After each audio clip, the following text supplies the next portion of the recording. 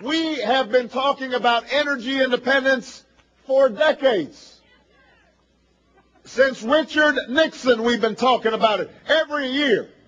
The president gets up and in his State of the Union address says, we are going to free ourselves from dependence from foreign oil. You know what's happened since 1973? Oil imports, no, something's happened. Oil imports have gone up. Gas prices have gone up. Profits of ExxonMobil have gone up. We know that the status quo in Washington just won't do. Not this time. Not this year. We can't keep playing the same Washington game with the same Washington players and somehow expect a different result, because it's a game that ordinary Americans are losing.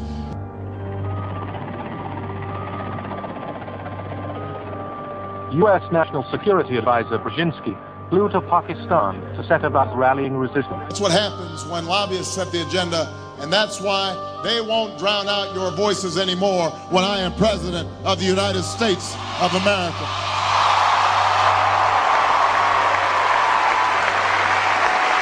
The way we're going to win over the long term is not just militarily. We've got to win over hearts and minds, and what that means is we've got to invest in countries that have no educational infrastructure, have no means for young people to get ahead. We've got to give them a stake in creating the kind of world order that I think all of us would like to see. On the Afghan border near the Khyber Pass, he urged the soldiers of God to redouble their efforts. We know of their deep belief in God, and we are confident that their struggle will succeed. That land over there is yours. You'll go back to it one day, because your fight will prevail, and you'll have your homes and your mosques back again, because your cause is right and God is on your side. The professor coordinated with the Pakistanis will be to make the Soviets bleed for as long as possible. Let's go to the current race for president. Hillary Clinton and Barack Obama, as you know, have had several recent dust-ups over issues like whether the U.S. should act unilaterally if there were proven intelligence of al-Qaeda in Pakistan, or whether nuclear weapons should be taken off the table in that vein. What's your take on these arguments over foreign policy between these two leading candidates? I think Obama is clearly more effective and has the upper hand. He has a sense of what is historically relevant and what is needed from the United States in relationship to the world. And I know how to choose talent and get smart people around me who are capable and independent and bring together a variety of different points of views and then set a vision and move in the same direction. You were both in Skull and Bones, the secret society. It's so secret we can't talk about it. What does that mean for America? The conspiracy theorists are going to go wild. I'm sure they are. I don't know. I haven't seen the rest. Number 322? First of all, he's not the nominee. And, look, I look forward... Are you prepared to lose? No, I'm not going to lose. You both were members of Skull and Bones, a secret society at Yale. What does that tell us? Not much, because it's a secret.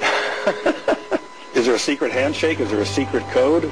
I wish there were something secret I could manifest. 322, a secret number? There are all kinds of secrets, Tim, but one thing is not a secret. I disagree with this president's direction that he's taking the country. We can do a better job, and I intend to do it. And we'll be watching. Be safe on the campaign trail. John Kerry, thanks for joining us. And we'll be right back. With the Cold War, we had a worldview. Republican and Democratic presidents alike, from Harry Truman to George Bush, stood for freedom and stood for certain propositions that would make America strong and healthy and grow the middle class and shrink poverty and stand against communism. And after 1989, President Bush said, and it's a phrase that I often use myself, that we needed a new world order, and instead it looks like we got a lot of disorder. And we still, and after 9/11, we've been more sensitive to the disorder. Word about the president. For 7.5 years I've worked alongside him, and I'm proud to have been his partner. And we've had triumphs, we've made some mistakes, we've had some setbacks. it doesn't help when you put my cousin Dick Cheney in charge of energy policy in the White House. That doesn't help.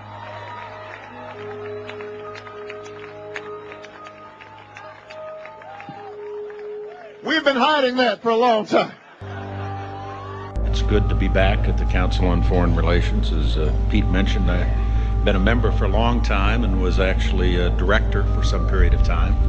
I never mentioned that when I was campaigning for re-election back home in Wyoming. Everybody's got a black sheep in the family.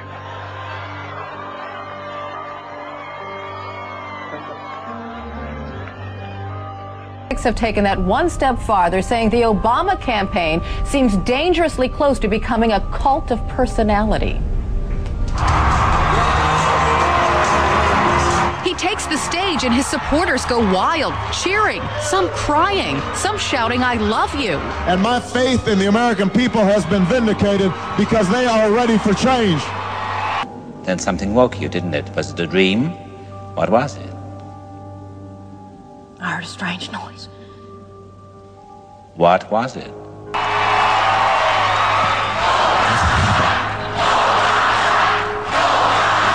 Many political observers say they've never seen anything like it. Thousands wait in line to see him. And it seems with every speech, they always latch on to Obama's 3 favorite words. Yes, we can. What did you see, Clarice? What did you see? Lambs. They were screaming. Obama's supporters wildly respond, chanting enthusiastically along with their candidate. But it's a scene some increasingly find not inspirational, but creepy.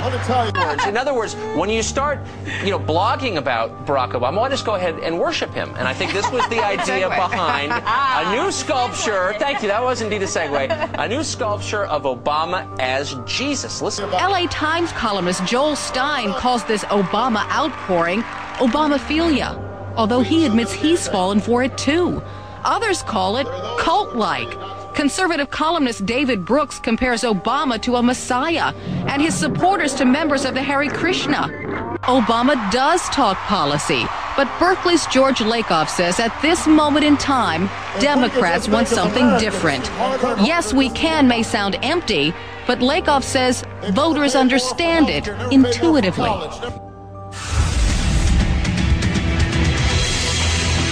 Welcome back to the most news in the morning. The government taking a big new step, looking to build a huge database of people's physical characteristics. The FBI is taking on $1 billion project to gather fingerprints, palm patterns, even digital pictures of faces. Eventually, it could expand to include iris patterns, face shape patterns, scars, even information about how you walk and talk. It's called biometrics. And what we'd like to be able to do, too, as these other biometrics mature, we want to have a system that can allow those to be stored and searched as well, be it iris, facial, voice, whatever the biometric, that DNA, whatever the biometric that comes down the road, we need to be able to plug that in and play. Can a microscopic tag be implanted in a person's body to track his every movement? There's actual discussion about that. You will rule on that, mark my words, before your tenure is over. Can brain scans be used to determine whether a person is inclined toward criminality or violent behavior? You will rule on that. A Social Security card that can be forged for $40. Right. We propose that everybody, every American, citizen, legal immigrant, gets a non-forgeable employment card, a national employment card. It has a little chip in there that you can't forge that matches the retina of your eye. Now, every employer would have to swipe the card through a little machine like a credit card machine. When someone applied for a job, it would have their picture on it, of course. And if the computer said they're a citizen, I got it, or they're Senator. I got it. I think I got it. But here's the other part. If the employer doesn't swipe the card or hires him anyway, first time, a $50,000 fine. Second time, jail. Lambs. They were screaming. They were slaughtering the spring lambs. They were screaming.